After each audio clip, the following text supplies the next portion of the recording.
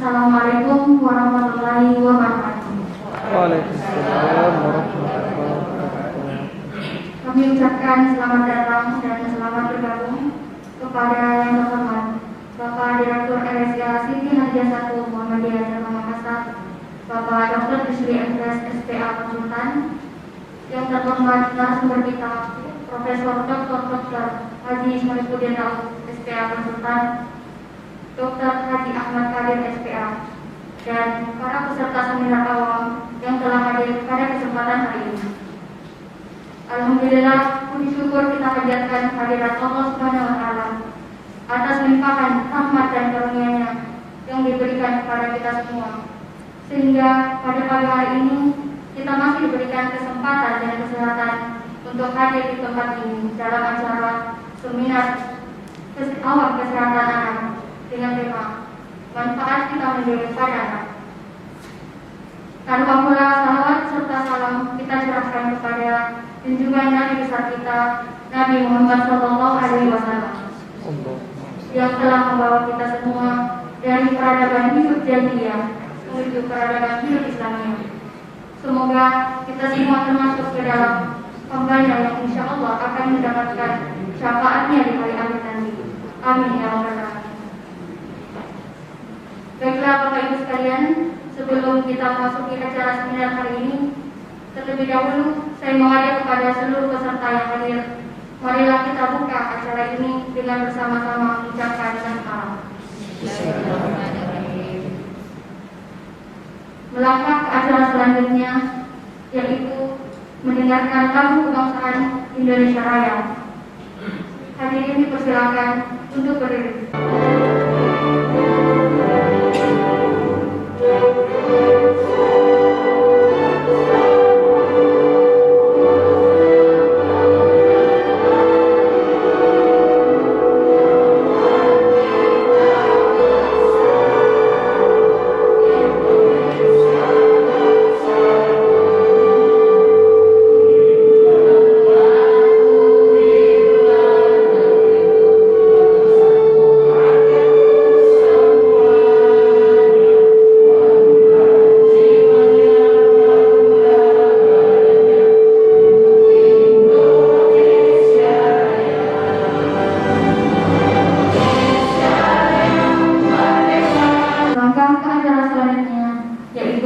Sambutan Bapak Direktur RSIA Siti Hadijah 1 Muhammadiyah Cabang Makassar kepada Bapak Dr. Bisri MTes SPA Konsultan dengan hormat dipersilakan.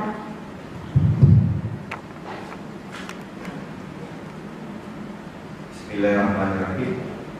Assalamualaikum warahmatullahi wabarakatuh. Alhamdulillahirabbil alamin. Wassalatu wassalamu ala asrafil anbiya wal mursalin wa ala alihi wa ashabihi ajmain. Puja dan puji syukur senantiasa kita panjatkan kepada Allah Subhanahu wa taala atas nikmat yang diberikan kepada kita semua. Pada hari ini kita berikan nikmat kesempatan waktu untuk sama-sama hadir pada pagi hari ini untuk mengikuti seminar awam yang mengambil tema manfaat vitamin D pada anak. Salawat dan salam senantiasa kita kirimkan kepada junjungan kita Nabi besar Muhammad SAW. Beliau adalah Nabi terakhir utusan Allah Subhanahu wa Ta'ala untuk seluruh umat manusia. Beliau adalah suri teladan bagi seluruh umat manusia sampai akhir zaman. Yang saya hormati ayahanda Profesor Dr. Syarifudin Daud SPA Konsultan, yang pada pagi hari ini beliau adalah narasumber acara kita. Kemudian yang kedua, kepada senior kami Dr. Haji Ahmad Kadir SPA Konsultan yang telah meluangkan waktu berbagi ilmu bersama kita pada pagi hari ini. Kepada seluruh staf RSIA Siti Hadijah 1 Muhammadiyah Cabang Makassar, kami mengucapkan terima kasih atas kehadirannya, dan masyarakat Bapak Ibu sekalian warga Sulawesi Selatan dan mungkin di luar Sulawesi Selatan, di seluruh Indonesia yang bisa bergabung di acara kita pada hari ini. Kami sangat bersyukur pada hari kedua rangkaian semarak Milad RSIA Sinta Hadiah 1 yang ke-59 ini, kami masih bisa memberikan yang terbaik untuk masyarakat. Dalam hal ini, hari ini kita akan berbagi ilmu tentang penyakit anak, ya. Mungkin ada penyakit ginjal yang akan dibawakan oleh narasumber kita, dan juga bagaimana manfaat vitamin D untuk masyarakat, untuk anak-anak, ya. Kita ketahui bahwa banyak sekali manfaat vitamin D ini, ya. Mulai dari manfaatnya terhadap sistem imun kita, ya, manfaat terhadap mencegah terjadinya infeksi, ya, dan inflamasi, di mana dalam 2 tahun ini mungkin kita sering mendengar pengobatan pemberian vitamin D untuk mencegah COVID-19, ya. Banyak lagi manfaat yang lain seperti mencegah anemia, ya, dan berbagai nanti yang akan dijelaskan oleh narasumber kita. Kegiatan ini rangkaian dari 5 hari kegiatan Semarak Milad ke-59 dari rumah sakit yang kita cintai ini.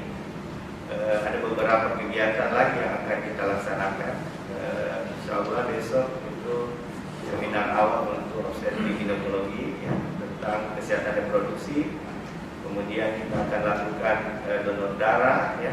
Kemudian acara sirkumsisi, ya, pengobatan gratis ibu dan anak, dan juga kunjungan di pondok tahfiz, ya, dan ada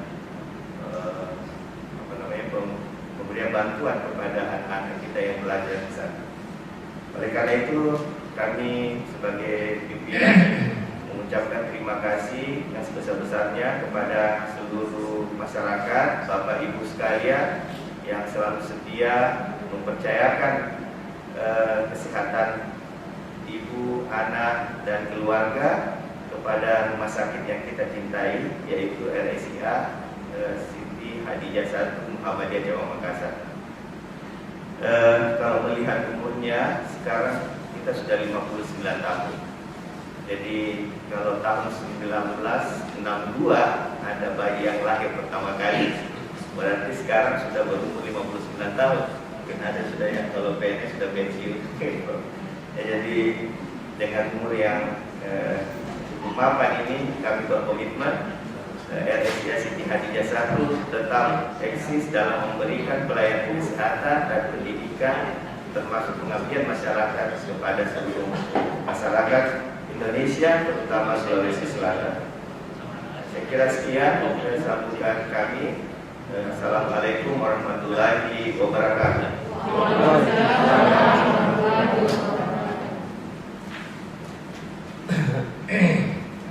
Itulah tadi sambutan dari Bapak Direktur RSIA Siti Hadijah 1 Muhammadiyah Jawa Makassar.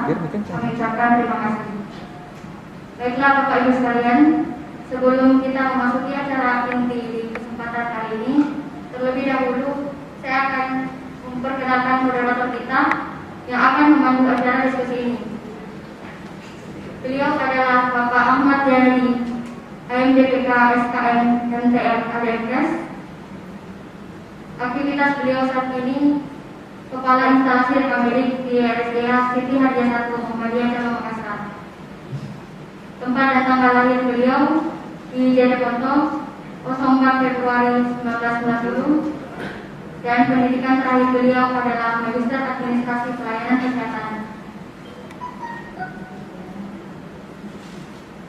Untuk itu kami persilakan selaku moderator kita Bapak Ahmad Yani, AMDPK SKM MTR Adekes, dengan hormat kami persilakan.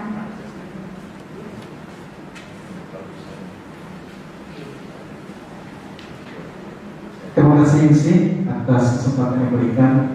Bismillahirrahmanirrahim. Assalamualaikum warahmatullahi wabarakatuh.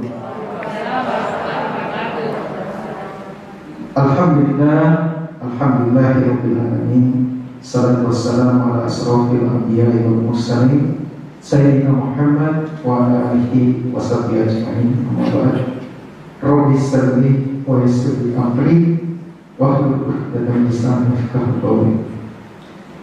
Yang saya hormati Bapak Direktur RSID Hadijah 1. Narasumber pertama kita atas nama Bapak Profesor Dr. Haji Sarfuddin Rauf SPA Konsultan. Tempat tanggal lahir beliau di Majene 27 April 1945. Alamat beliau di Jalan Sunung, Komplek Unhas, Blok H 13. Institusi beliau di Rumah Sakit Wahidin Sudirohusodo Makassar. Jabatan beliau sebagai Kepala Divisi Nefrologi, dan pendidikan terakhir beliau di PhD di bidang kedokteran program pasca sarjana Unhas. Pendidikan dan pelatihan beliau pada tahun 1972 yaitu pendidikan dokter di Fakultas Kedokteran Unhas. Pada tahun 1976 beliau melanjutkan dokter spesialis anak di Fakultas Kedokteran UNER, dan pada tahun 1977 beliau sebagai fellowship nefrologi Rumah Sakit Cipto Mangunkusumo Universitas Indonesia, dan pada tahun 2000 beliau sebagai PhD bidang kedokteran di program pasca sarjana Unhas. Jabatan beliau sekarang dari 2002 sampai 2012 sebagai Ketua Jurusan Ilmu Kesehatan Anak Universitas Hasanuddin Makassar, dan sekarang Kepala Divisi Nefrologi RSUD Wahidin Sudirohusodo, dan ingat beliau sebagai nefrologi. Baik, pada kita menyambut dengan meriah narasumber pertama kita oleh Bapak Profesor Dr. Haji Sarfuddin Rauf SPA Konsultan. Kepada Bapak beliau dipersilakan.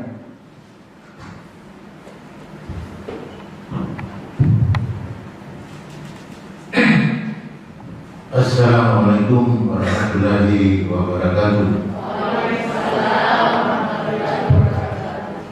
Pertama-tama sekali lagi marilah kita bersama-sama mengucapkan puji dan syukur kepada Allah Subhanahu wa taala karena pada hari ini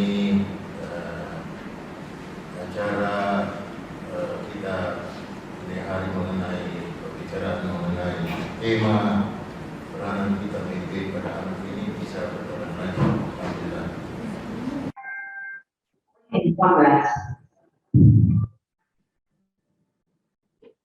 Itu yang merupakan juga salah satu definisi vitamin D pada anak.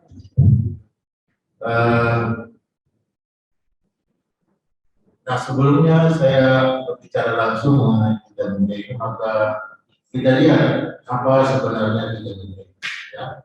Jadi vitamin D itu vitamin yang larut ya, dan memang disimpan dalam lemak tubuh, dan sangat penting atau berperan pada keseimbangan kalsium dan fosfat dan metabolisme tulang. Jadi untuk anak, maka vitamin D ini sangat penting oleh karena dia dibutuhkan untuk pertumbuhan tulang dan jangan lupa gigi.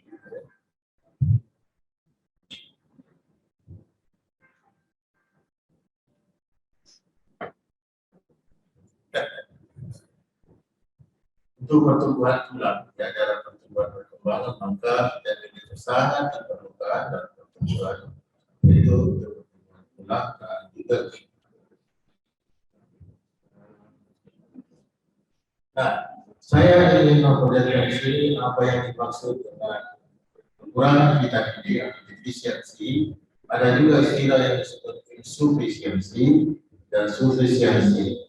Jadi orang atau anak yang kehilangan vitamin D itu ada 3 derajat.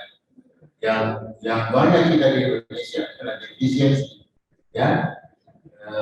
Yang kurang itu sufisiensi, dan seterusnya insufisiensi. Nah, berdasarkan pedoman pelayanan kedokteran Ikatan Dokter Anak Indonesia tahun 2018, kalau kita sebut defisiensi itu terutama ini 25 hidroksi D3 ya. Yang dimaksud di sini kalau kita bicara vitamin D, yang dimaksud adalah 25 hidroksi vitamin D3. Nah, kalau defisiensi itu kurang dari 20 nanogram, itu satuan nanogram. Kalau insufisiensi 21 sampai 29 kadarnya. Kalau sufisiensi maka kadarnya itu 30 sampai 100. Tapi dari Indonesia ini kita para anak-anak Indonesia nanti saya perlihatkan penelitiannya itu masih banyak yang defisiensi ya, yang kurang dari itu.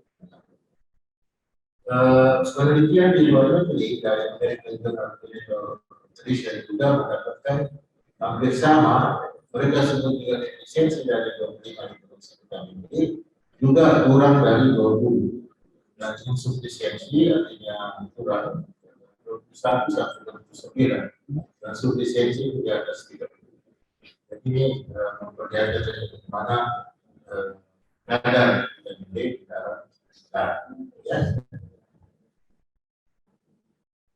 Nah, kalau kita lihat epidemiologinya, sebenarnya defisiensi vitamin D bisa juga disebut sebagai pandemi dari vitamin D ini, karena ini merupakan masalah kesehatan dunia. Karena beberapa literatur penelitian memperlihatkan bahwa hampir 1 juta anak dan remaja di seluruh dunia itu menderita defisiensi vitamin D. Ya, saudara bisa lihat beberapa penelitian di Amerika juga memperlihatkan bahwa 1/4 anak remaja dan dewasa di Amerika yang mempunyai kadar vitamin D yang cukup. Jadi 1/4 saja itu anak remaja dan dewasa di Amerika mempunyai kadar vitamin D. Artinya bahwa 3/4 itu menderita defisiensi vitamin D. Jadi di luar negeri saja kita bisa lihat bahwa ada defisiensi vitamin D baik pada anak dan dewasa. Jadi nanti kita lihat bagaimana di Indonesia. Nah, penelitian dilakukan di Indonesia oleh Fakultas Kedokteran Universitas Indonesia di Departemen Endokrin. Pada anak sehat antara 7 sampai 12 tahun itu memperlihatkan insufisiensi vitamin D sebesar 75,9% dan prevalensi defisiensi itu 15%. Ya. Penelitian lain oleh Susanti juga dari pediatri dokter itu antara anak umur 2 sampai 12 tahun yang 48 di seluruh Indonesia itu meneliti bahwa anak Indonesia itu mengkonsumsi makanan yang kurang vitamin D dan kalsium dibanding dengan kadar normal. Ya. Nah, hal ini kalau kita lihat hal ini berarti anak Indonesia secara keseluruhan itu boleh dikatakan 90% mengalami insufisiensi vitamin D. Sangat-sangat kurang, ya, sangat-sangat kurang. Itulah saya bilang salah satu penyebab yang kadang-kadang kita tidak sadari di puskesmas, ya. Kalau toh diberikan vitamin D terlalu rendah dan di puskesmas itu tidak berfokus pada vitamin D. Oleh karena dulu kita berikan vitamin A mencegah buta, ya. Saya kira para perawat juga tidak bekerja di puskesmas bisa melihat vitamin D, ya. Nah, penelitian lain Universitas Pajajaran 2016 itu memperlihatkan bahwa 94% dari 299 hamil itu memiliki kadar vitamin D terutama vitamin D di bawah normal ya. Jadi apa akibatnya? Dengan sendirinya anak bayi yang dilahirkan juga lebih banyak akan menderita vitamin D. Jadi inilah semua bukti-bukti penelitian yang memang memperlihatkan bahwa vitamin D kita itu di anak sangat kurang ya, sangat kurang.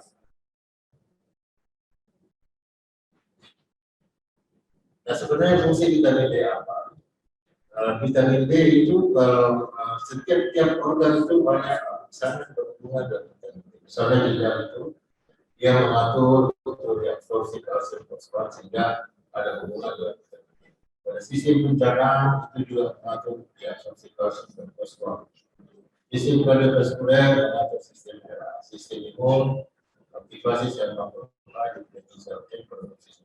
Semuanya ini mempunyai hubungan.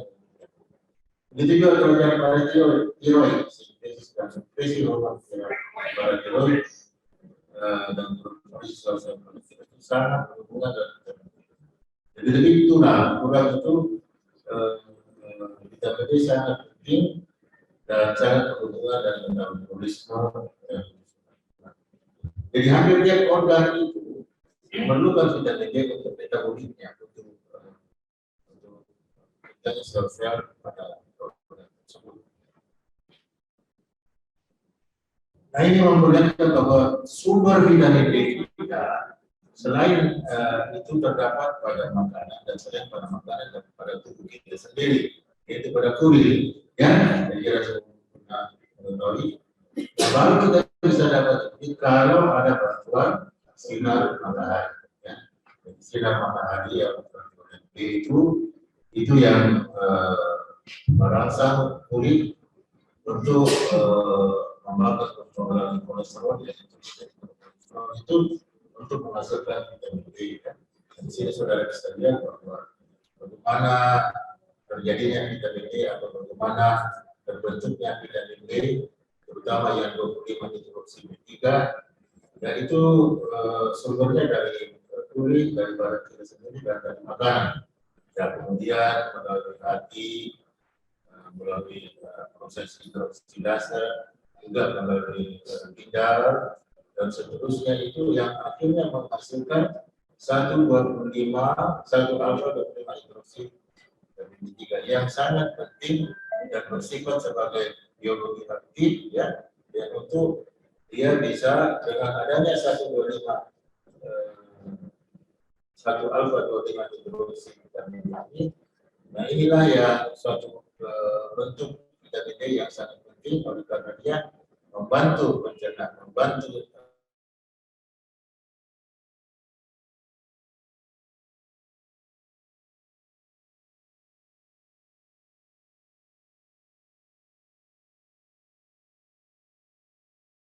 satu alfa-25 hidroksi itu bersifat mempunyai sifat imunitas, sifat imunologi, ya, karena dia meningkatkan imunologi, ya. Sehingga dia juga bisa disebut sebagai imunomodulator. Itulah fungsi kita. Nah, yang perlu kita ketahui apa penyebab defisiensi vitamin D pada anak. Tentu yang jelas yang memang terjadi di Indonesia itu malnutrisi, ya. Ada juga mereka yang memiliki yang berat, ya. Juga paparan terhadap sinar matahari yang kurang. Nah, ini menjadi suatu hal penting yang bagi kita di Indonesia itu, bagi orang dari luar negeri heran kenapa kita negara tropis begini bisa kekurangan vitamin D, padahal kita ini penuh dengan atau tingginya paparan sinar matahari di daerah tropis. Ini karena apa? Ya, selain karena malnutrisinya kita di daerah yang kurang, ternyata juga kalau kita semua kalau ada matahari sinar terang panas kita pilih berlindung dulu, ya, kita berlindung di bawah pohon. Nah, ini juga yang menyebabkan kita kekurangan vitamin D. Ya, kita tidak tahan misalnya dengan sinar matahari, padahal itu sangat penting, ya. Mereka tidak ada yang lebih banyak. Ini Pak salah satu pejabat kementerian yang juga banyak menonton atau pekerjaan yang kurang terpapar sinar matahari. Kulit yang warna hitam alternatif membrani, ya. Dan juga kalau ada penyakit ginjal, apakah penyakit ginjal misalnya sindrom nekrotik atau penyakit ginjal kronis, itu semua bisa merubah vitamin D itu sehingga misalnya terjadi uremia, vitamin D akhirnya banyak keluar, ya, sehingga penyakit-penyakit tersebut bisa menyebabkan gangguan vitamin D. Menurutnya ada gangguan saluran cerna juga pada penyakit-penyakit tertentu, ya, ada penyakit tertentu yang mengganggu saluran cerna sehingga absorpsi kalsium misalnya karena tidak ada pada penelitian obesitas.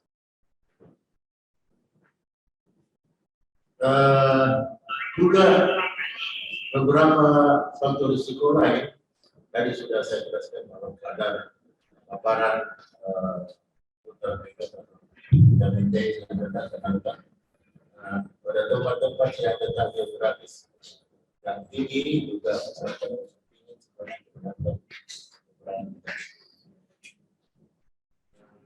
yang lain itu adalah yang sudah tadi warna kulit terang, di usia bayi baru lahir juga bisa berkurang dan lain-lainnya, dan sindrom malabsorpsi misalnya juga tadi olahraga gangguan pencernaan juga bisa menyebabkan kekurangan.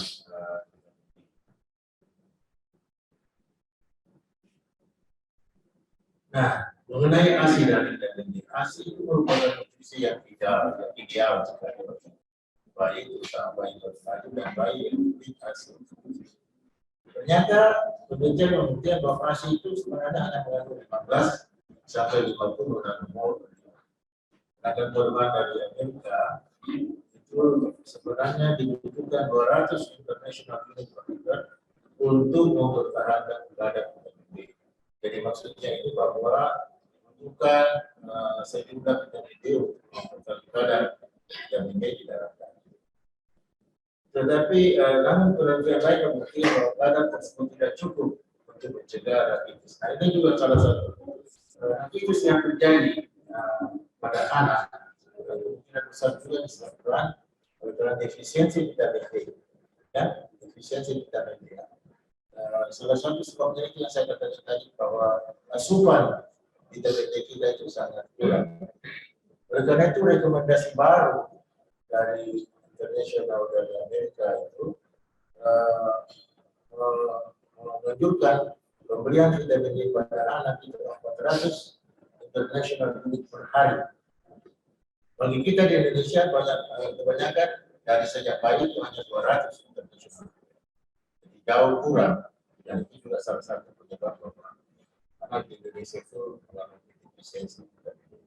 Salah satu penyebabnya itu adalah ya, atau osteoporosis. Nah, ini pada bayi nanti didapatkan oleh dokter Ahmad Kadir.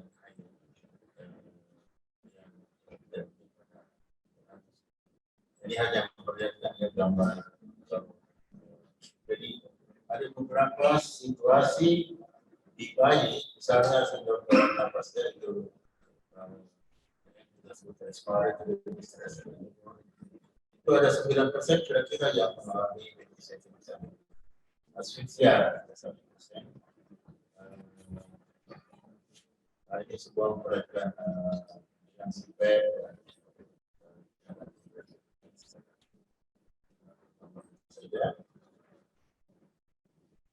Nah, ini beberapa penyakit yang bisa terjadi pada bayi akibat defisiensi vitamin D. Misalnya osteopenia. Jadi terjadi pada bayi prematur, ya. Kenapa bisa? Karena memang imunitas yang menyebabkan mineralisasi dan gangguan pertumbuhan. Penelitian memperlihatkan bahwa 2,3% ya bayi berat lahir sangat rendah antara 1000 sampai 1500 gram, dan 55% bayi terdapat pada bayi berat lahir amat sangat rendah di bawah 1000 gram. Ya. Itu menunjukkan makin rendah berat badan bayi itu makin tinggi defisiensi vitamin D. Kelainan klinik yang terjadi itu adalah osteopenia dan osteoporosis yang serapa akibat kerusakan padanan tulang ya dan tulang. Jadi sekali lagi bahwa terjadinya defisiensi vitamin D ini pada kasus-kasus neonatus ini karena memang vitamin D itu sangat rendah ya,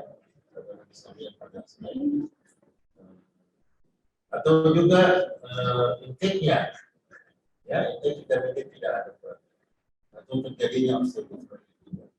Karena penggunaan obat-obat yang diberikan dalam obat juga mengurangi vitamin D.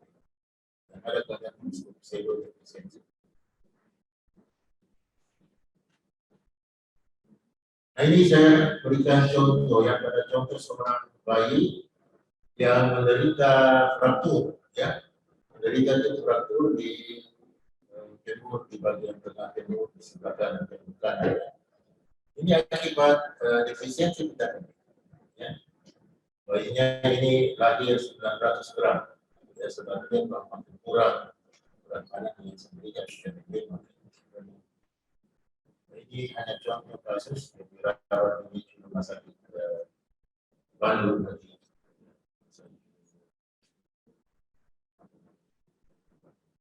Selama 5 minggu dengan berbagai fase terapi anti. Perbaikan klinis nyata sampai perawatan sekitar 3 minggu. Ya, ada semua kasus saja. Dimulai dalam beberapa kadar vitamin D ini setelah diperiksa, ternyata kadar vitamin D-nya hanya 8,36. Nah, normalnya itu lebih 40. Sangat rendah.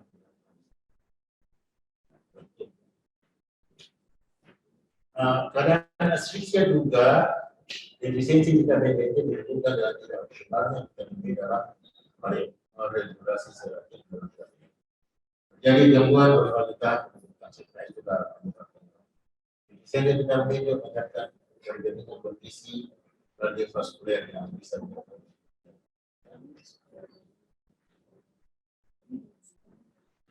sindrom gawat nafas atau respirasi di saluran mulut juga ini menyebabkan kekurangan vitamin D.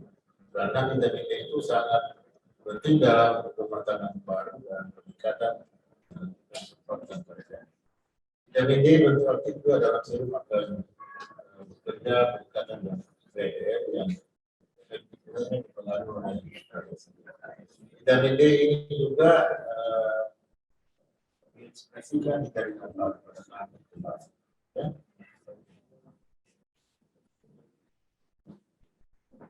Nah, untuk nanti sebagai upaya promosi dan preventif bagaimana usaha kita bisa menegakkan penelitian memperlihatkan bahwa bayi yang memperoleh ASI eksklusif direkomendasikan mulai dari usia 6 minggu selama 30 menit sampai 2 jam dengan area terpapar lebih dari 40%.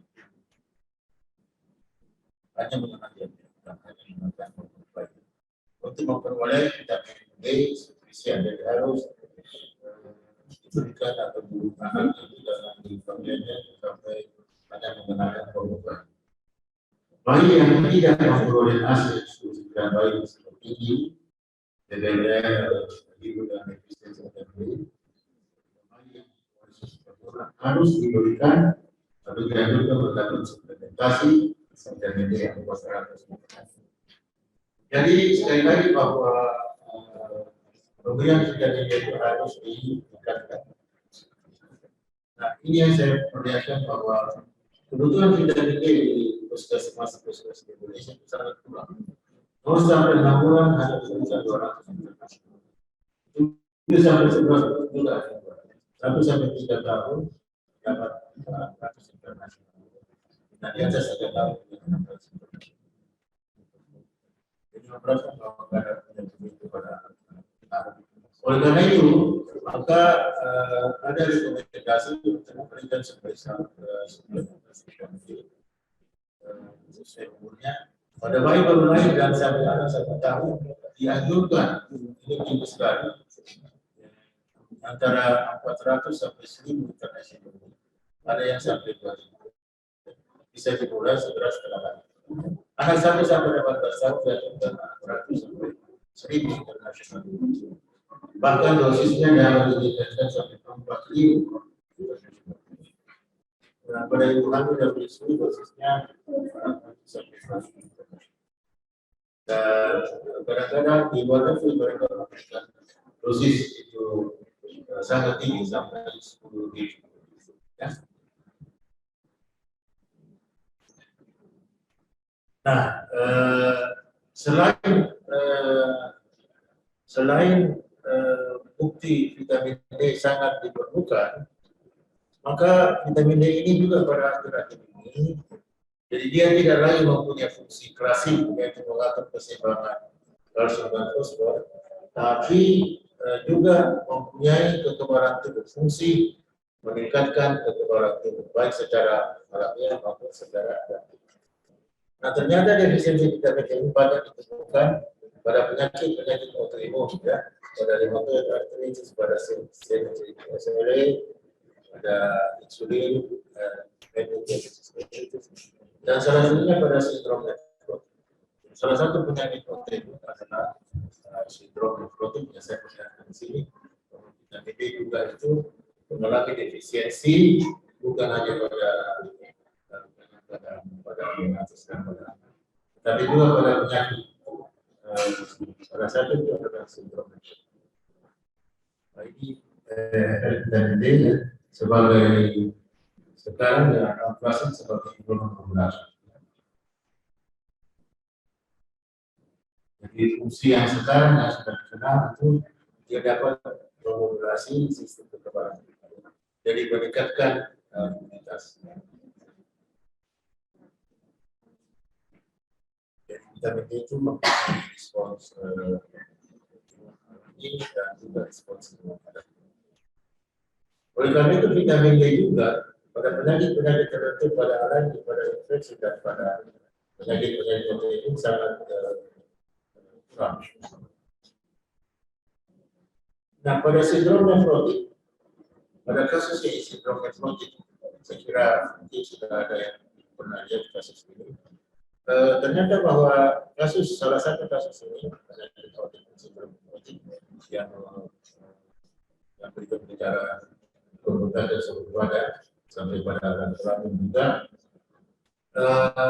ternyata itu sangat menderita atau terjadi defisiensi vitamin D. Ya.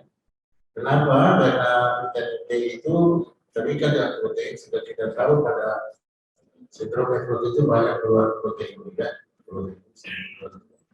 Selain itu juga penggunaan obat-obat kortikosteroid, ya, dan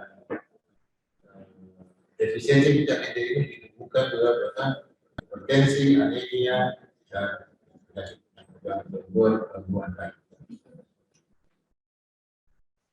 Nah, oleh karena itu, maka pada sindrom nefrotik itu diberikan vitamin D.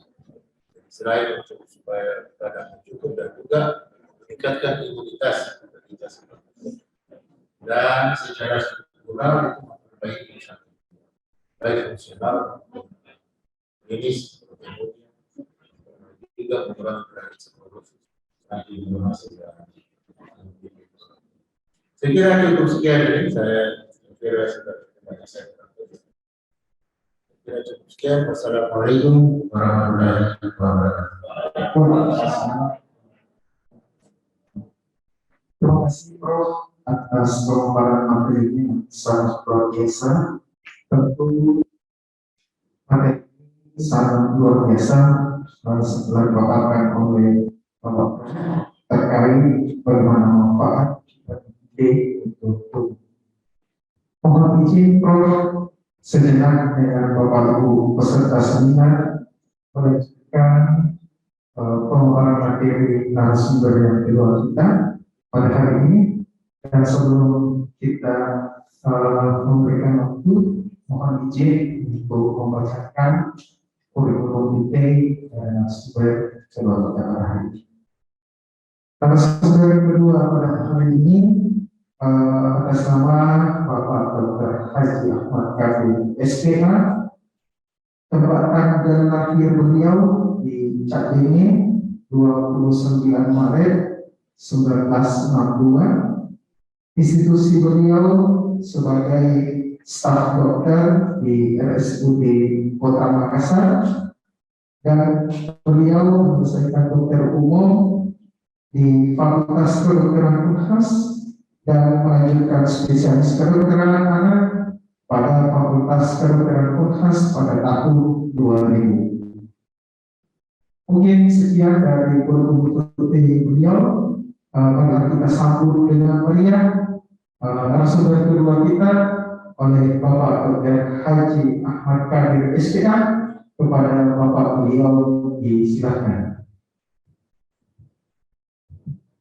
Bismillahirrahmanirrahim. Assalamualaikum warahmatullahi wabarakatuh.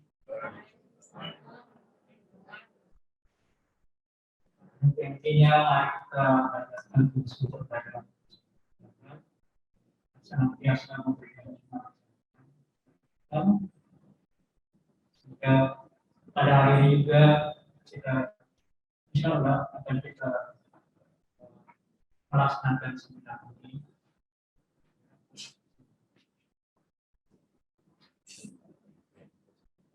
Yang saya hormati ayahanda dan Prof.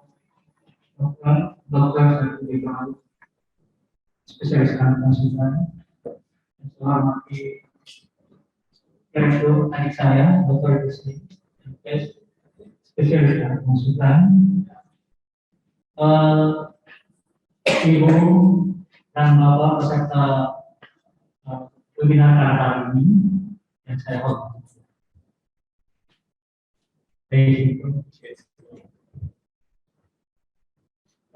Tadi setelah banyak kita mendengarkan manfaat kita di anak. Tentunya saya akan paparkan juga berdasarkan apa yang dapatkan atau prediksi.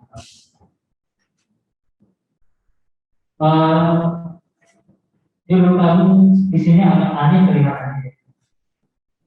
Jadi suplementasi vitamin D pada bayi dan anak apakah yang diperlukan?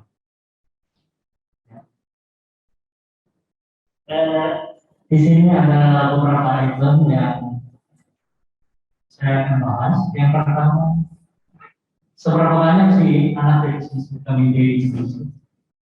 Yang kedua adalah apa sih manfaat vitamin D dan faktor risiko terjadinya definisi vitamin D? Dan bagaimana manifestasi klinik definisi vitamin D? Status vitamin D itu dikatakan definisi kalau kadarnya apa? Berikut mengenai sumber vitamin D yang dapat kita peroleh atau anak bisa peroleh kalau kesalahan. Dan berapa banyak dosis yang diberikan, direkomendasikan untuk memberikan suatu suplementasi vitamin D pada seorang anak. Dan jangan lupa bahwa toksisitas juga bisa terjadi akibat vitamin D. Yang paling terakhir adalah kesimpulan atau sebagai ringkasan daripada materi. Kalau berdasarkan suatu survei bahwa anak definisi vitamin D di Indonesia itu tersebar seluruh Indonesia. Bahkan kalau kita dengar kata Portali itu pasukan bisa dikatakan pandai yang akan seluruhnya. Ya. Terlihat di sini bahwa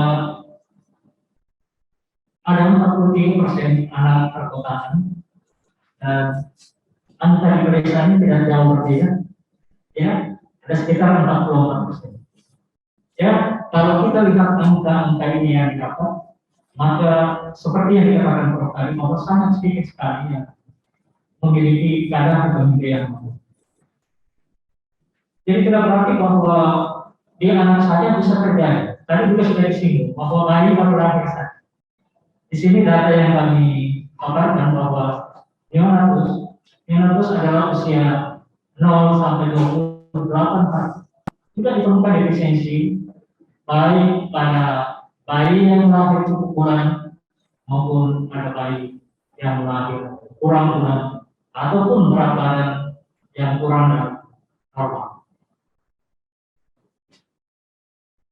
Tadi sudah banyak dijelaskan mengenai manfaat vitamin D. Saya sedikit singgung di sini bahwa memang banyak sekali, hampir semua lini ada tempatnya vitamin D itu. Oleh karena sektor vitamin D ini ada di berbagai organ.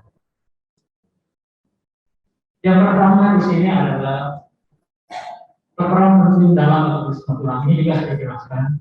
Ada kaitannya tadi dengan absorpsi daripada mineral yang ada dalam tubuh kita, yaitu kalsium dan fosfor. Ini kita sama mengetahui bahwa unsur-unsur tersebut ada besar perannya dalam metabolisme. Tadi juga sudah disinggung mengenai pengaturan sistem imun. Ditemukan juga ada reseptor vitamin D yang bekerja pada sistem imun. Sehingga dalam beberapa sekarang kita bisa melihat bahwa vitamin D ini bisa pada kadar yang normal, ya, bisa menurunkan risiko penyakit autoimun seperti yang sudah disebutkan tadi. Salah satunya adalah dengan sindrom nefrotik, ya, DM tentunya di sini tipe 1 ya. Dan jangan lupa bahwa kekerasan juga demikian. Selain itu bisa sebagai anti radang, sehingga ditemukan pada beberapa anak yang mengalami suatu infeksi pada kadar tertentu bahwa ada perbedaan kadar vitamin D pada anak yang mengalami gejala klinis yang berat dengan anak yang mengalami gejala klinis yang ringan. Ya, tentunya yang mengalami klinis yang berat itu perlu ditemukan kadar vitamin D juga yang kurang dalam. Ini juga saya katakan bahwa ada faktor risiko defisiensi vitamin D. Yang pertama adalah kurangnya paparan sinar matahari. Kita banyak melihat bahwa baik pada anak maupun remaja ataupun orang dewasa sekalipun, aktivitas kesehariannya itu banyak dilakukan mungkin di dalam ruangan tertentu sehingga kurang terpapar dengan sinar matahari. Kalaupun ada seandainya yang beraktivitas di luar ruangan, itu biasanya dia melindungi lagi tubuhnya dengan suatu pelindung matahari yang mungkin kita kenal tabir surya. Ingat bahwa penggunaan tabir surya itu sangat mengganggu penetrasi daripada sinar ultraviolet pada kulit. Yang kedua adalah tentunya asupan makanan yang sedikit mengandung vitamin D, sehingga sangat perlu memperhatikan, terutama untuk anak yang sedang mengalami tumbuh kembang ini, apakah kandungan makanan yang diberikan itu cukup mengandung vitamin. Seperti yang dikatakan pembicara sebelumnya, guru kami, bahwa kandungan vitamin D dalam nasi itu sangat sedikit, ya, maksimal sampai 50 internasional ini. Sedangkan kita punya kebutuhan harian untuk anak itu sekitar 400 internasional. Tentunya ini akan berkepanjangan, ya, tidak mengganggu pemberian ASI eksklusif.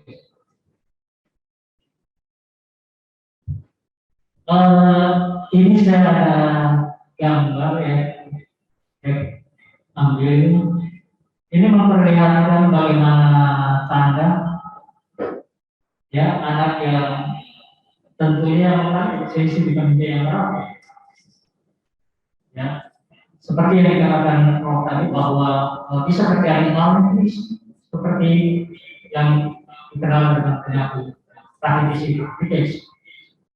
Kita lihat di sini bahwa yang pertama bisa terjadi adalah gangguan pertumbuhan. Ya, dapat kita lihat adanya keranjang atas, ya, itu akibat gangguan metabolisme daripada tulang sehingga terjadi penipisan. Jadi kalau kita raba itu akan terasa lembut. Mungkin kalau pernah dengar apa kepala hidrosefalus ya kurang lebih kayak gitu.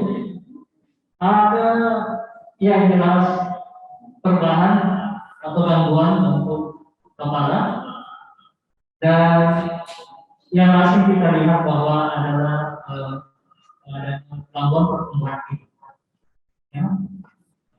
Kita lihat di daerah dada, dadanya itu berbentuk dada burung yang menonjol, dan biasanya di setiap tulang rusuknya itu kita menemukan adanya benjolan-benjolan kecil yang tertata ya, seperti lehernya rasbin, sehingga itu yang biasa kita kenal juga sebagai tas berosari. Dan kita turun ke bawah, kita lihat umpainya itu, ya, kita lihat pergelangan kaki maupun pergelangan tangan, ya, biasanya membesar dari yang sebelumnya, dan bentuk kaki juga akan umpai bawah akan berubah, ya, dan seperti kita lihat pada gambar bahwa dia menyerupai huruf O. Ya. Tetapi juga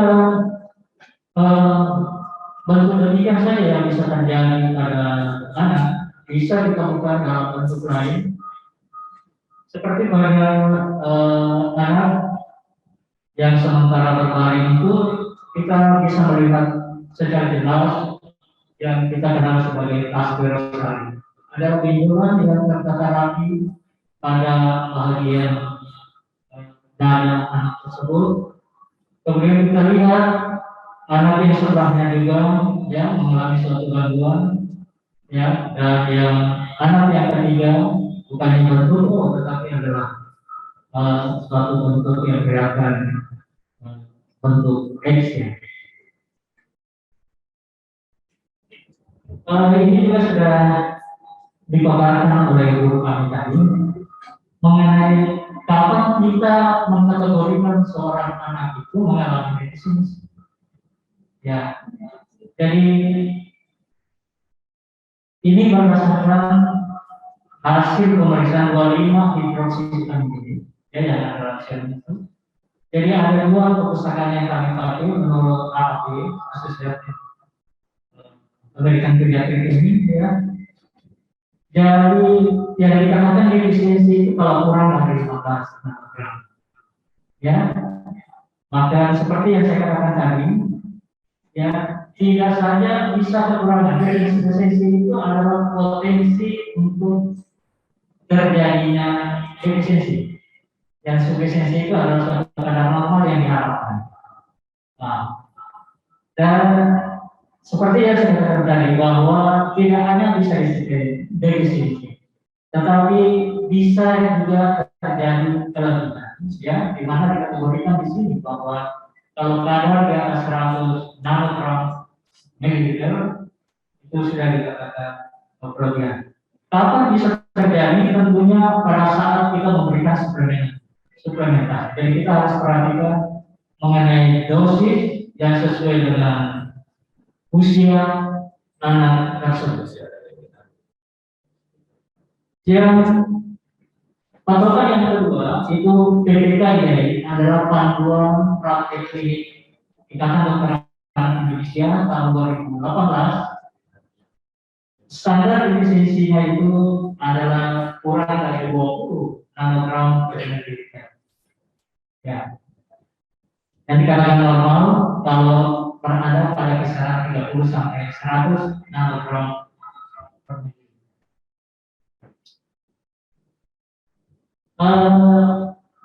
Berikutnya adalah sumber vitamin. Yang pertama kita lihat gambar anak yang bergambar. Dalam perpustakaan dikatakan bahwa kebutuhan atau kecukupan vitamin D seorang anak itu 80% tercukupi dari pemaparan sinar matahari yang betul, ya yang betul. Saya garis bawahi bahwa 80% tercukupi. dari pemenuhan kebutuhan dari paparan sinar matahari. Ya. Sedangkan 20%-nya itu diperoleh dari matahari. Oleh karena kenapa? Kalau terjadi pemaparan sinar matahari, dalam hal ini diperlukan adalah sinar ultraviolet. Sinar ultraviolet beta itu menyebabkan suatu sintesis ya vitamin D di kulit dengan awalnya membuat kulit dioksi kolesterol seperti yang dikatakan tadi Prof, ya akan berubah menjadi vitamin D3 dan itu yang akan berubah menjadi D3 dan dihidroksilasi. Tadi sudah dijelaskan bahwa hidroksilasi itu terjadi pada dua tahap, bisa di hati ya awalnya sehingga membentuk 25 hidroksi vitamin D3 dan selanjutnya akan tinggi ya itu yang akan membentuk 1,25 hidroksi vitamin D3. Ya itulah yang terakhir yang keluar dari itu hasil hidroksilasi itu adalah vitamin D3 yang aktif dan siap untuk di. Yang kedua adalah mengenai saya berikan beberapa sumber yang makanan yang kira-kira kandungan vitamin D-nya di atas dari rata-rata. Yang pertama adalah tuna, setelahnya tuna mungkin mudah juga dimakan di sini. Kuning telur ya yang paling mudah, cuma kandungannya ya tidak setinggi dengan yang lain, mungkin sekitar 50 internasional. Susu ya, daging dan sate ya. Ya inilah jenis makanan kira-kira yang sumber vitamin D ya. Kandungannya di atas rata-rata. Dan yang paling terakhir adalah suplementasi vitamin D. Itu gambaran obat sebetulnya. Masih sumber vitamin D. Masih sumber ya. Nah, itu yang terakhir itu adalah gambar botol obat sebetulnya. Saya sengaja belurkan itu mereknya. Dan jadi ada sediaan berbagai macam sediaan. Ini adalah ada dalam bentuk sirup sebetulnya, ada kapsul, ada tablet, bahkan ada injeksi. Ya, jadi saya sengaja belurkan. Jadi ada 3 sumber yang kita bisa pakai. Kandungan vitamin D di dalam berbagai dapat kita lihat di sini adalah menentukan. Ya dalam satu sendok makan ya kurang lebih 8 cc atau 7,5 cc itu kandungannya itu 1.360 derajat. Namun dalam 100 gram sekian ya kita lihat kuning telur yang sehari-harinya bisa kita dapatkan kadarnya hanya 20 sampai 25 unit per butir ya. Ya, mati sapi, bakter dalam hal ini mungkin ya kita kenal adalah margarin ya, lain ya 35 internasional unit per 100 gram. Yang terakhir adalah susu sapi.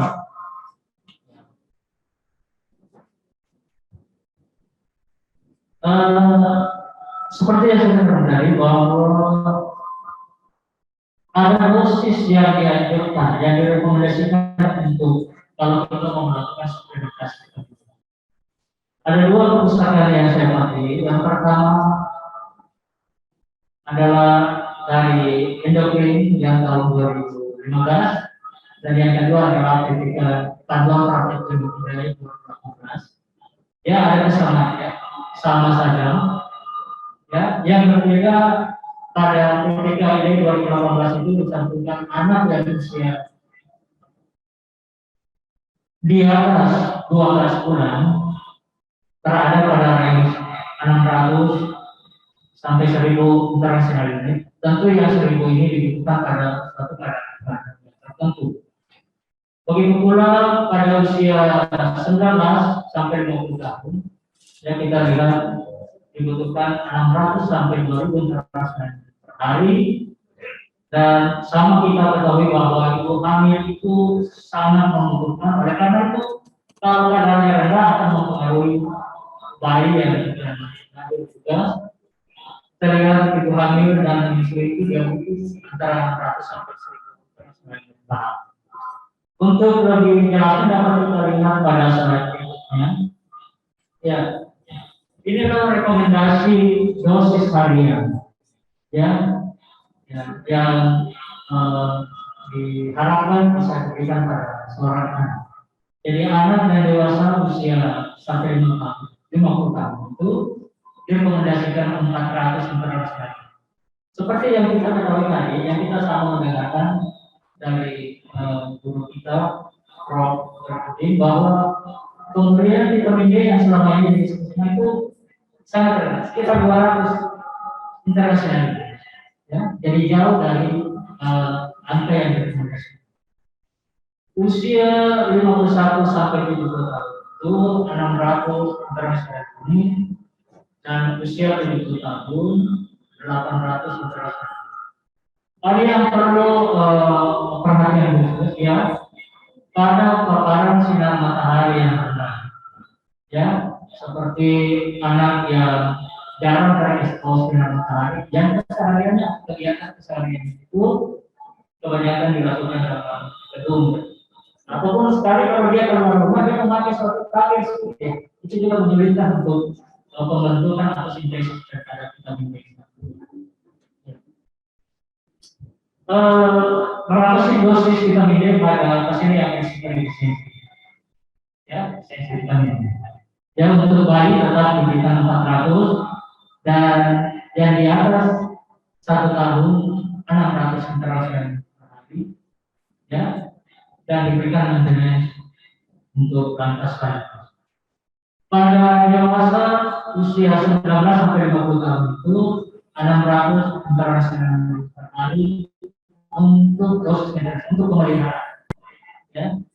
Wanita hamil dan menyusui tadi 600 akan bisa ditingkatkan sampai 1.500 sampai 2.000 per hari. Kalau anak sudah menderita, sudah mengalami suatu definisi, berapa sih dosis yang disarankan adalah ya 200 internasional per hari asal 50.000 internasional per minggu, dan ini diberikan hanya dalam waktu 6 minggu, ya, dan bisa ditingkatkan, ya, setelah, dan bisa ditingkatkan sampai 50.000. Dan yang kedua adalah usia 1 sampai 18 tahun itu diberikan 4.000 internasional per hari atau 50.000 internasional per minggu selama 6 minggu, ya. Dan usia di atas 19 tahun dan ada yang diberikan sampai 10.000 internasional. Tetapi yang berbeda di sini bahwa untuk di atas 19 tahun itu pemberian dosis yang tinggi 50.000 internasional per minggu itu diberikan selama 8 minggu. Seperti yang saya katakan tadi, bahwa juga kita harus memperhatikan oleh karena ada bisa terjadi toksisitas. Dan mana bisa terjadi toksisitas ini, manakala sudah melewati kadarnya dari kadar yang berlebih sesuai dengan kriteria. Pada saat terjadi demikian, yang akan muncul adalah gejala muka. Ya, itu dilakukan paling banyak, sekitar 85-70%. Gejala ini bisa muncul pada bisa juga terjadi penurunan asam, dan selanjutnya bisa terjadi penurunan berat badan dan adanya rasa haus yang berlebih, dan bisa sulit akan bisa terjadi poli, mungkin terjadi oleh karena anak minum yang berlebih. Sebagai kesimpulan atau ringkasan dari materi saya ini, yang pertama adalah defisiensi vitamin D dapat terjadi pada semua usia, yang mulai dari setiap lahir sampai usia lanjut. Status vitamin D seperti yang terpaparkan tadi bahwa ditentukan berdasarkan kadar 25 hidroksivitamin D dalam serum. Yang berikut adalah dibutuhkan suatu suplementasi vitamin D untuk pencegahan dan pengobatan definisi vitamin D. Tentunya pemberian vitamin D ini untuk pencegahan definisi diberikan dengan dosis harian, artinya jangan melewati dosis asupan yang dianjurkan untuk dosis harian. Saya kira materi saya untuk hari ini cukup sekian. Ya, mudah-mudahan dapat kita diskusikan kalau ada hal-hal yang masih. Terima kasih. Baik, teman-teman sekalian, ini ada pertanyaan dari chat kepada para narasumber, tapi ini dikhususkan untuk pertanyaan ke Dr. Ahmad Nadir. Mohon izin membacakan pertanyaannya, yaitu sumber vitamin D ada 80% pada sinar matahari. Yang saya ingin tanyakan ke dokter, matahari yang paling bagus diberikan pada jam berapa dan berapa lama waktunya? Cukup sekian dari pertanyaannya, saya silakan. Ya. Ya. Jadi di sini pertanyaannya, Prof, ditujukan ke dokter. Prof, pertanyaannya yaitu sumber vitamin D pada 80% pada sinar matahari. Yang saya ingin tanyakan yaitu matahari yang paling bagus diberikan pada jam berapa dan lama waktunya. Mungkin saya bisa.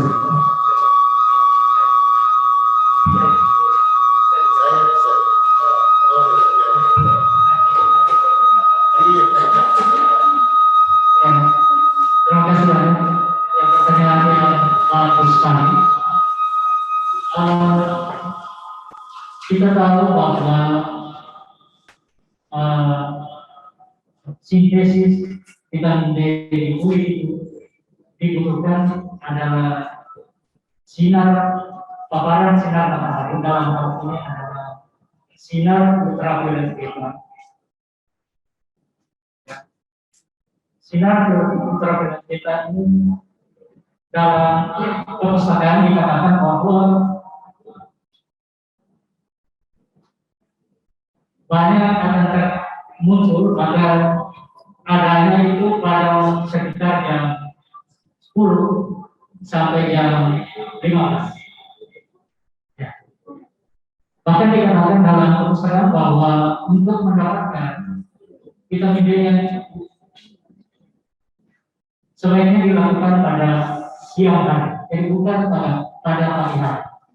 Itu yang terjadi selama ini sebagai faktor risiko terjadinya definisi vitamin D oleh karena adanya suatu kebiasaan yang menjemur pada pagi hari. Ya, karena kita dalam persamaan yang saya baca bahwa justru munculnya itu yang kita harapkan adalah sinar ultraviolet beta ini pada mulai jam 10 diharapkan sampai jam 2. Jadi pada jam 8, jam 9 itu tetap ada, tetapi ibarat konsentrasi itu kecil. Sama dengan pada sore hari jam 16 sampai jam 17. Itu juga tetap ada, tetapi konsentrasinya kecil. Boleh, kalau saya berbicara konsentrasi. Ya. Jadi mengenai lamanya kita berjemur itu, secara umum di perpustakaan yang saya pakai bahwa dia mengharapkan 20 sampai 30 menit. Ya, itu pun tidak setiap hari sebetulnya. Cukup 3 kali seminggu. Ya, itu akan mencukupi kebutuhan vitamin D yang dari paparan sinar matahari. Namun kita harus perhatikan bahwa ada beberapa hal yang harus kita jaga. Yang pertama adalah tentunya warna kulit. Warna kulit tidak akan mempengaruhi warna kulit yang putih dengan yang hitam.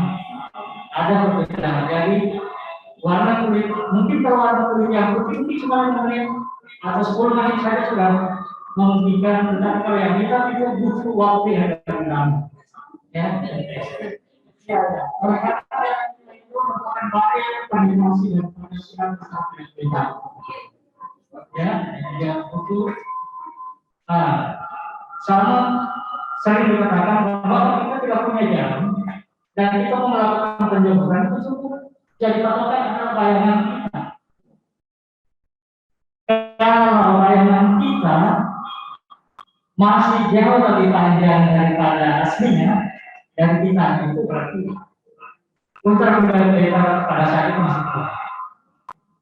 Jadi kalau bayangan kita semakin menyerupai orangnya itu, aslinya itu, di situ bisa lebih banyak gitu. Ya saya kira itu. Memberi Bapak Prof. Terima kasih Dok atas jawabannya yang sangat luar biasa. Mohon izin Prof, sempat ada tambahan terkait pertanyaan dari peserta. Iya, saya kira sudah benar yang dikatakan beberapa tadi. Memang sebaiknya ya yang dari 10 sampai jam 12. Ya kita memang kita jemur kita sampai jemur itu anak pada pagi hari sebenarnya penelitian memang buktikan antara 10 sampai 12 itu paparan sinar matahari tinggi ya. Jadi karena itu penelitian pada pagi hari bangun diberikan pada pagi bisa saja tidak ada masalah, hanya lebih bagus karena nilainya intinya itu kami sinar matahari mengandung kandungan vitamin D ya, jadi memang lebih bagus pada siang. Penelitian membuktikan bahwa pada siang hari itu nilai atau kandungan vitamin D tinggi. Ya saya kira saya setuju dengan.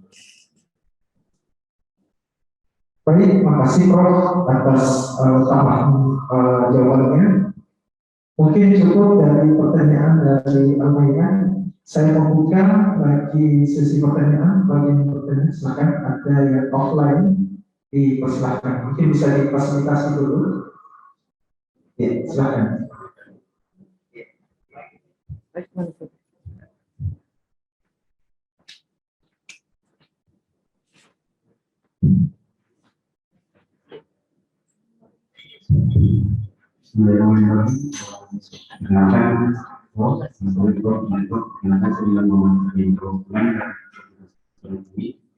Bertanya Prof, tadi sudah sempat dijelaskan bahwa mungkin betapa pentingnya sebenarnya suplementasi vitamin D kepada ibu dan juga anak. Di sini pertanyaan saya, apakah ada proses indikasi sebenarnya kita suplementasi vitamin D ini? Kemudian jika memang sudah sampai ke tahap hipervitaminosis D atau oksidasi, apa penanganan yang bisa dilakukan? Mohon arahannya. Ya.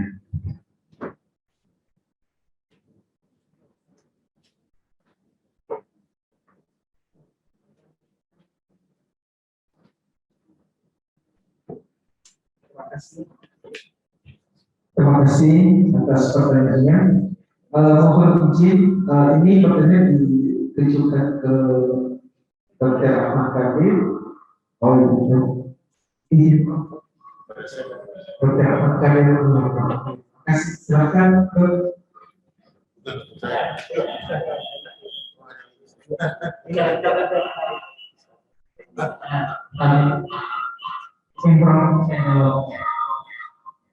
Kalau saya salah tangkap tadi kontraindikasi ya pemberian vitamin D. Jadi kita lihat pada fisiologinya, kita lihat mekanismenya, bagaimana vitamin D itu bisa diperoleh, dalam hal ini vitamin D aktif bisa diperoleh dengan paparan sinar matahari. Yang pertama di kulit, ya, jadi yang bisa mengganggu adalah pemakaian pertama ya, di kulit pemakaian sampai surya, usahakan jangan sampai surya, penghidupan matahari. Yang kedua, kita tahu bahwa hidroksilasi atau pengubahan dari vitamin D itu berlangsung 2 tahap. Yang pertama terjadi di hepa, yang kedua di ginjal. Hati-hati penggunaan vitamin D manakala ada kelainan hepa atau gangguan dari hepa. Yang kedua, hidroksilasi yang kedua terjadinya di ginjal. Jadi perlu perhatian khusus kita kalau kita mengetahui bahwa anak ini ada gangguan ginjal. Ya. Jadi kemudian yang terakhir, seperti yang dijelaskan dari Prof, bahwa ada beberapa obat, ya, obat yang bisa mengganggu kerja daripada vitamin D.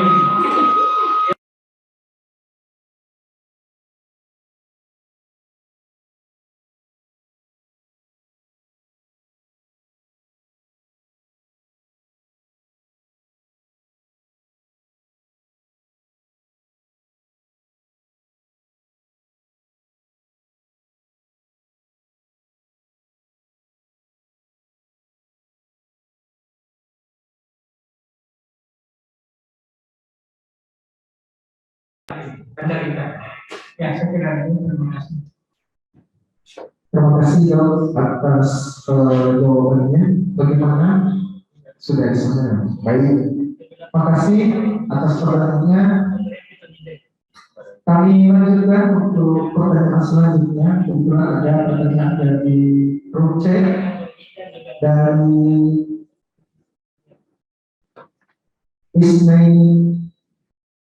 Army Ismail Prof. Ini ada pertanyaan Prof. Kebetulan saya bertugas di layanan privat. Sekiranya kami mendapat kasus dengan kecurigaan defisiensi vitamin D, apakah ada penanganan awal yang harus kami lakukan atau kami harus langsung merujuk? Terima kasih. Mungkin Prof. Iya, jadi itu memang ya kalau di PDP itu terutama kita berhadapan terutama juga pada mungkin lebih banyak dia berhadapan dengan bayi atau anak.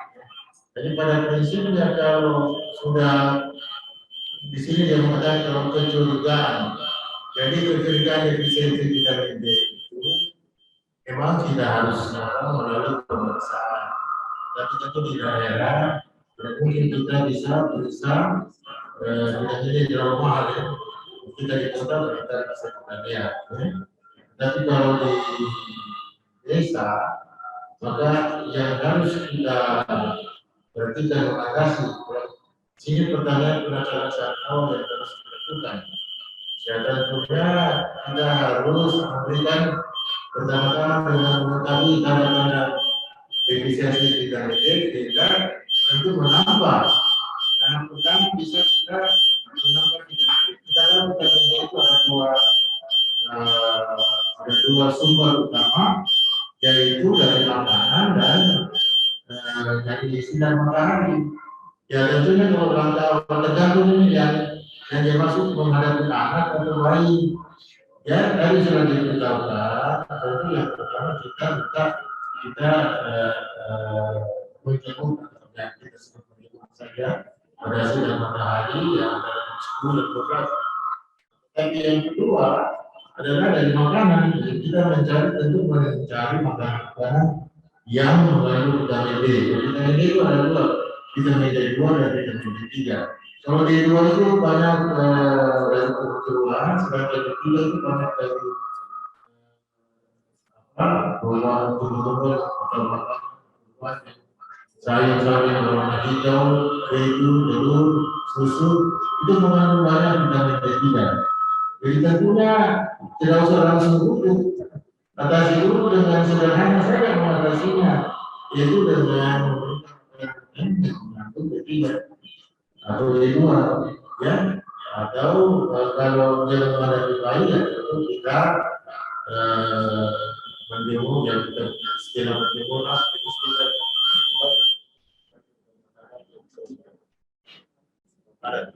kita usahakan dia terpapar bayi, ya, dari pertama paparan kepada kedua pemberian asupan makanan, jadi sayur-sayuran yang tadi yang saya mengandung banyak vitamin B3. Jadi tidak ada hijau, terus susu dan sebagainya.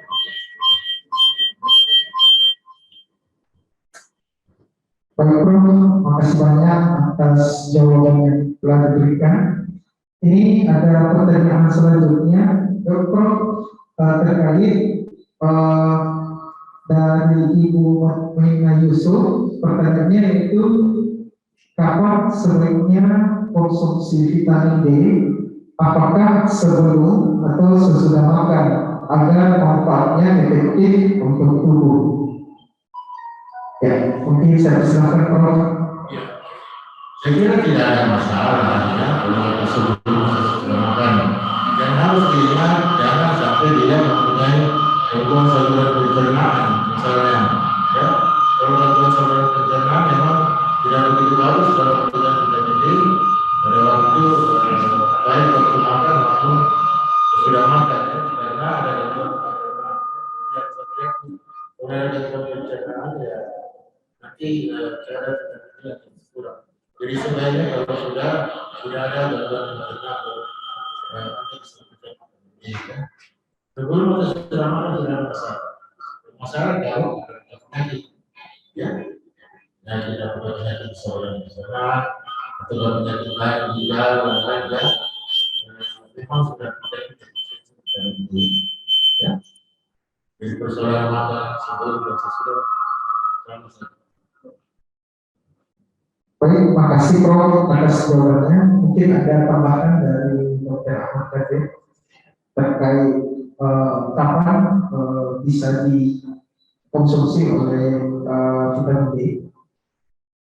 Baik, makasih Dok, mungkin cukup dari pertanyaan. Kita lanjutkan untuk pertanyaan selanjutnya.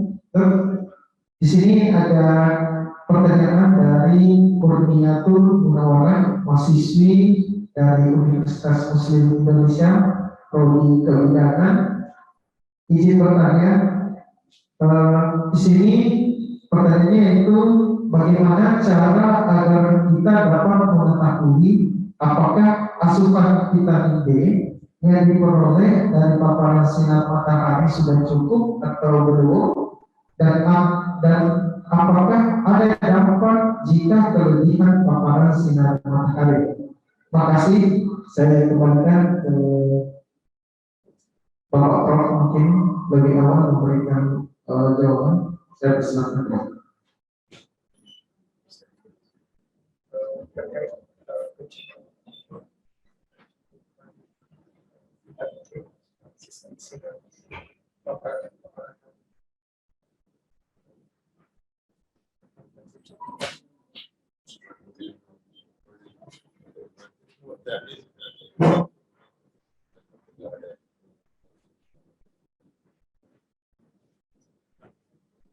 Ya, jadi apakah paparan sinar matahari kapan sudah cukup, ya, berapa lama sudah nampak sudah kelebihan paparan. Ya, kalau soal lamanya paparan sinar matahari tentunya tidak. Efek samping yang lain itu terjadi bisa kelebihan, misalnya bisa terjadi kalau terlalu banyak, terlalu lama, dan sendirinya ada vitamin D dalam. pun bisa tinggi ya, bisa terjadi intoxikasi. Ya, misalnya kalau sudah terpapar dalam waktu lama, kita ukur ada vitamin D darah tinggi, bisa terjadi intoxikasi dari vitamin D yang sudah berbahaya. Bisa merusak jantung, bisa merusak jantung, dan tergantung kalau pada berapa lama, kalau pada bayi itu sampai bisa antara setengah jam sampai 1 jam ya, bisa dibutuhkan pada bayi. Nah, tapi kalau orang dewasa ya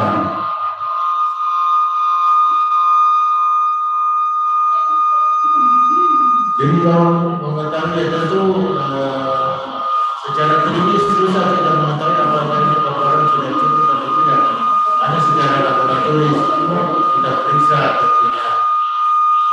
Misalnya kita mencari kalau misalnya ada laboratorium yang bisa periksa, kita periksa saja kadar vitamin D yang kalau sudah mencapai 30 nanogram, rasanya 30 sampai 40 gram per desiliter dari darah itu sudah cukup. Ya, tapi kalau belum ya kalau kita jadi biasanya pemberian itu misalnya pada orang dewasa misalnya dihabiskan, makanya direkomendasikan antara 1.000 sampai 2.000 international unit. Ya. Pengukuran di laboratorium, ya, kalau sudah cukup atau belum, kalau sudah cukup ya tidak usah lagi ditambah ya, tidak usah diperpanjang makanya ya. Terkait yang pertama.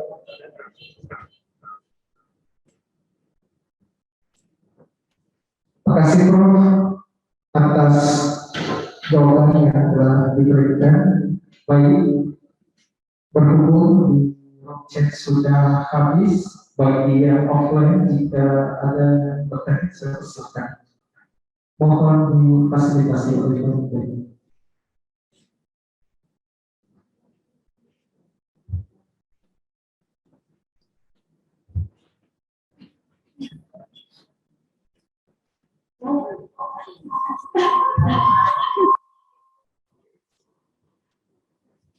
Bismillahirrahmanirrahim. Assalamualaikum warahmatullahi wabarakatuh. Terima kasih atas kesempatannya, Prof. Yang saya ingin sedikit tanyakan ini ada kasus Prof. Anak ini sudah usia 3 tahun. Terus sejak dia lahir, dia cuma dikasih ASI tidak sampai 6 bulan. Nah, sementara tadi saya lihat dari pemaparan semua yang Prof dengan dokter, kita bisa didapatkan dari ASI, dari sinar matahari, dari makanan-makanan tadi termasuk ikan, kulit telur, susu sapi. Nah, sementara anak ini, Prof, Dok, ASInya cuma 4 bulan. Terus dia tidak suka makan ikan, sekarang umurnya sudah 3 tahun. Tidak suka makan ikan, sayuran juga seperti itu. Terus kalau telur cuma kulit telur saja dia suka, kalau kulit telur tidak suka. Terus kalau kepala sinar matahari jarang-jarang juga Prof. Nah, bagaimana tindakan kami sebagai petugas kesehatan paling tidak memberikan informasi kepada orang tuanya kiat-kiat apa saja yang bisa dilakukan orang tuanya agar kebutuhan dari vitamin D itu bisa terpenuhi. Paling tidak anaknya tidak sampai kepada defisiensi vitamin D. Seperti itu Prof. Terima kasih. Assalamualaikum warahmatullahi wabarakatuh.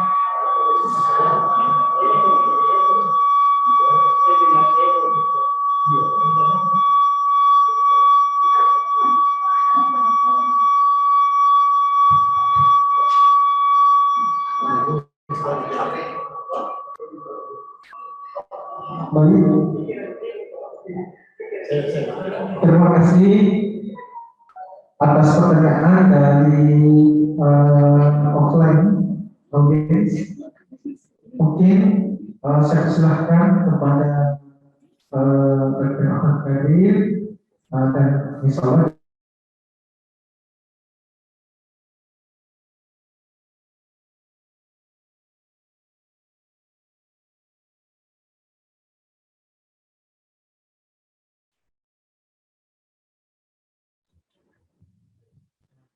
Jadi pertanyaan saya tidak salah tangkap bahwa bagaimana kalau sumber dari matahari tidak tercukupi, dari makanan juga tidak tercukupi. Iya. Susunya juga dok, susu soya bukan susu sapi. Ya.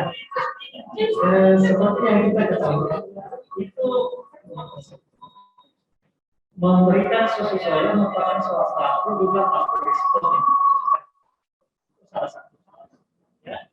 Jadi kalau kita lihat seperti yang saya katakan tadi bahwa sumber vitamin D untuk keseharian itu ada 3 sumber. Yang pertama adalah paparan sinar matahari langsung, ini yang sangat diharapkan. Oleh karena mudah dimakan dan bisa dilakukan dengan sebagainya. Ya, 20% tidak.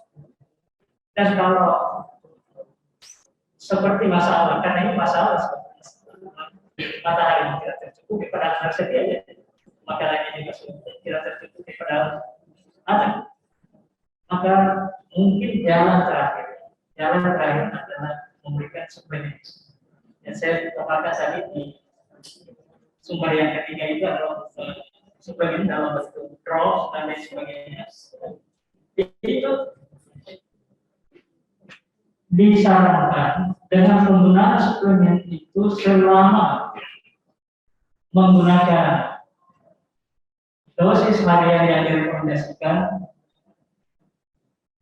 itu bisa diberikan setiap hari. Ya, dengan catatan bahwa sesuai dengan dosis yang direkomendasikan yaitu 400 internasional unit tanpa memandang pemberian makanan apa saja ya. Ini berdasarkan suatu putusan ya, jadi bisa. Tentunya kalau ada kekhawatiran untuk yang terjadi seperti yang dipertanyakan tadi ada berlebih, ya seluruh toksis seperti itu karena berlebih menjadi butuh waktu yang panjang, ya tidak langsung toksis, ya butuh waktu.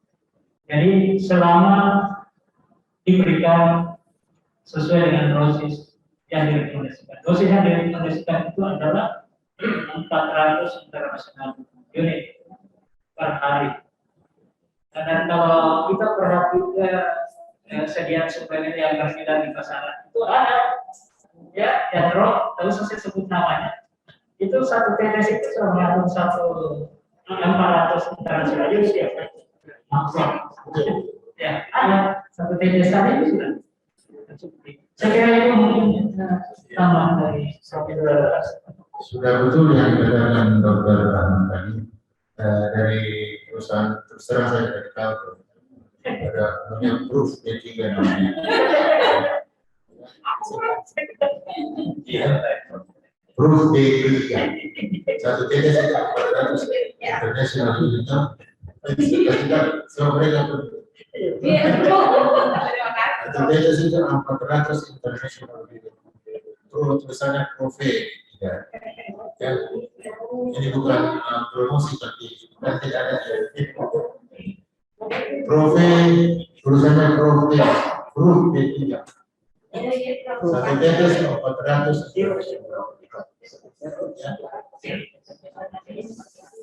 Ya. Jadi betul yang dikatakan Dr. Fatul. Jadi harga menjadi 4 bulan umurnya ya? Sudah 3 tahun, Bro. Oh sudah 3 tahun. Iya. 3 tahun, Bro.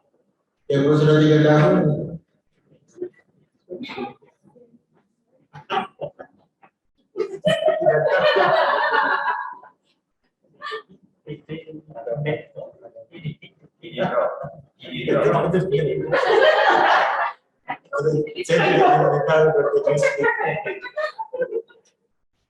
Pokoknya ada semua banyak yang punya obat satu tetes 400 internasional itu banyak tergantung. Ini yang punya itu adalah kit D drops ya. Kit D drops itu juga satu tetes yang 400. Jadi banyak.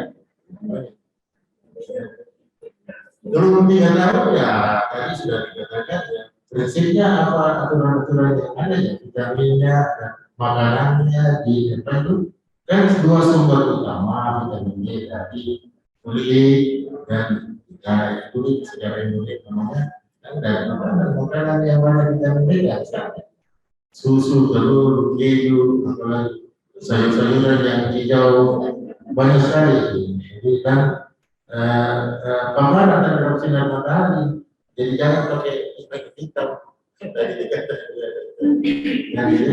Jangan disuruh pakai, jangan pakai kacamata untuk tahan sinar matahari. Karena yang pakai kacamata ya tahan sinar matahari justru itu merugikan karena dengan apa namanya ya udah pakai itu justru merugikan sama dia karena tidak ada paparan sinar matahari.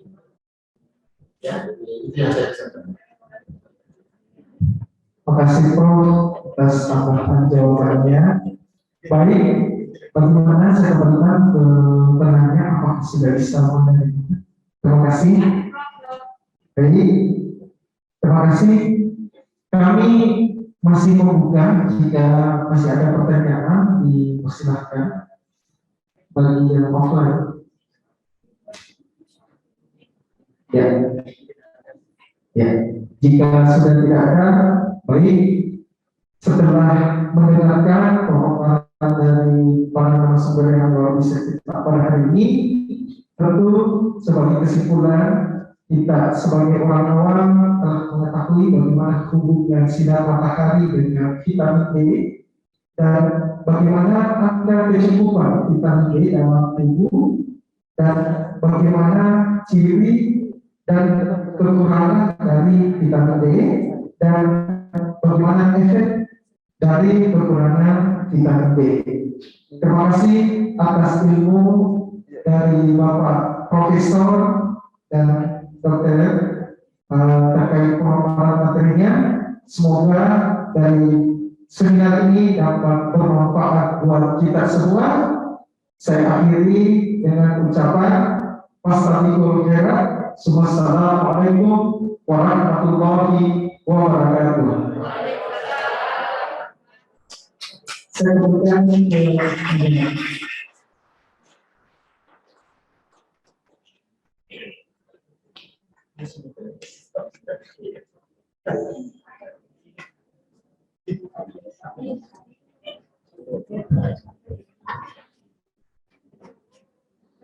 Alhamdulillah, kembali kita di acara ini. Kami ucapkan terima kasih banyak kepada narasumber kita yang telah berbagi ilmu yang sangat luar biasa sekali terkait dengan bagaimana pentingnya vitamin D pada kesehatan.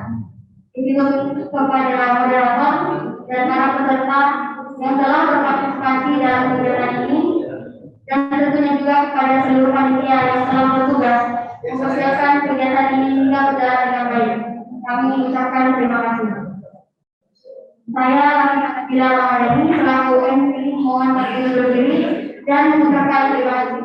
Marilah kita menutup acara seminar ini dengan bersama-sama mengucapkan hamdalah. Wassalamualaikum warahmatullahi wabarakatuh.